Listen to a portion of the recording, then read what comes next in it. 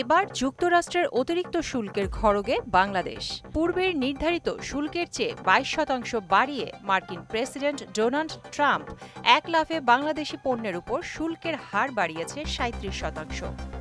আগে দেশটিতে বাংলাদেশের পণ্যে শুল্কের হার ছিল গড়ে ১৫%।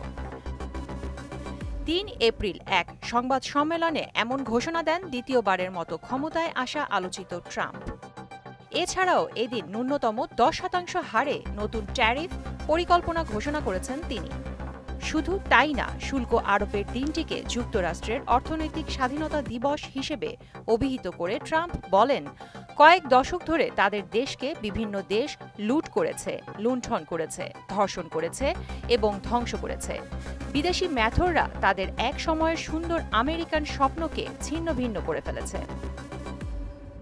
ট্রাম্পের ঘোষণায় ভারতের পণ্যের উপর ২৬% শুল্ক আরোপ করা হয়েছে, পাকিস্তানের ২৯%, চীনা পণ্যের ৩৪%। এছাড়া ইউরোপীয় ইউনিয়নের পণ্যের ওপর ২০%, যুক্তরাজ্যের পণ্যে ১০%, জাপানের পণ্যে ২৪%, মালয়েশিয়ার পণ্যে ২৪% সহ বিভিন্ন দেশের উপর আলাদা আলাদা হারে শুল্ক আরোপ করেছেন ডোনাল্ড ট্রাম্প। তৈরি পোশাকে বাংলাদেশের অন্যতম রফতানি বাজার যুক্তরাষ্ট্র। নতুন করে উচ্চমাত্রায় এই শুল্ক আরোপে বড় ধরনের নেতিবাচক প্রভাব পড়বে এই খাতে ধারণা অর্থনীতিবিদদের। যুক্তরাষ্ট্রে বছরে বাংলাদেশের রপ্তানি হয় প্রায় ৮.৪ বিলিয়ন বা $৮৪০ কোটি।